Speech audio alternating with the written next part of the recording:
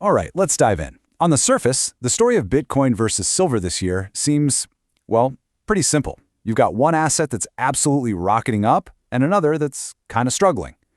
But, the headline numbers, they hide a much more fascinating story about what these assets really are, and maybe more importantly, where they're headed next. And wow, this slide really tells that surface-level story, doesn't it? I mean, look at that. Silver has gone on an absolute tear, surging a massive 150%. Bitcoin, on the other hand, it's actually dipped about 30% from its recent highs and is just sort of drifting. Looking at this chart, you'd be totally forgiving for thinking this whole debate is already over. I mean, that's the obvious conclusion, isn't it? Case closed. But what if this short-term performance is just masking a massive fundamental difference between these two? What if they're not even playing the same game?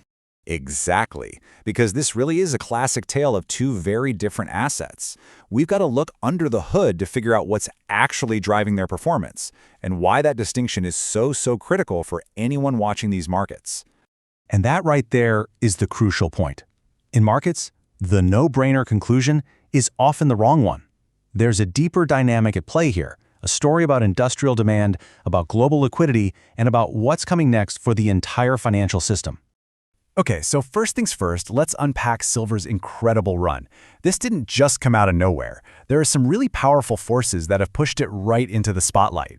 And here's the core of silver's identity. It's what you'd call a hybrid asset. Just think of it as having a split personality. One part is a store of value, a safe haven, kind of like gold. But the other part is a critical raw material for industry. And that industrial side, it has been on absolute fire. We're seeing this massive boom in solar panel production, huge growth in electric vehicles, and guess what? Both need tons and tons of silver. Now you add in a global scramble for all industrial metals, plus its traditional role as a hedge, the poor man's gold, and you've got the perfect recipe for an explosive price surge. But here's the catch, and this is really important. This dual identity, it's both its greatest strength and its biggest weakness. It's incredibly powerful when the global economy is humming along, but it also makes silver extremely reactive to economic shifts. If industry slows down, a huge chunk of silver's demand just evaporates. Okay, let's pivot to the other side of this coin, Bitcoin. While silver's been loud and explosive, Bitcoin's been quiet. But don't let that silence fool you. It's deeply misleading. So let's just look at the numbers. After hitting that high of $126,000, Bitcoin dropped and has since settled into this really tight range. See, it hasn't crashed, not by a long shot, but it hasn't surged either. It's consolidating. It's building a base. And the reason for this is key to understanding its place in the bigger picture. Right? Because unlike silver, Bitcoin isn't a hybrid. It's a pure monetary asset. Its value isn't tied to making solar panels or cars. It responds directly to liquidity. And you can just think of liquidity as the amount of cash that's sloshing around the financial system looking for a home. Bitcoin is basically a barometer for that flow of money.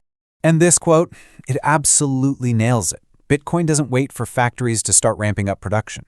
It front-runs liquidity. In other words, it moves based on the anticipation of capital entering the system, not after that money has already been put to work in the economy. It's a huge difference. So that right there, that's the fundamental split between these two. One asset reacts to what's happening in the real economy right now. The other one anticipates what's about to happen in the financial system. Let's just break it down side by side. You've got silver. It's a hybrid asset driven by industrial demand, and its key weakness, it's completely reliant on economic growth. Then you have Bitcoin, a pure monetary asset driven by that liquidity we talked about, and its main weakness is volatility when those financial flows change direction. These are two completely different playbooks. And you can literally see this divergence in the data. As this chart shows, the correlation between silver and Bitcoin is pretty weak historically, peaking at just 26%. But lately, with silver going parabolic, while Bitcoin just consolidates, that 74% divergence is more obvious than ever. They are not walking the same path.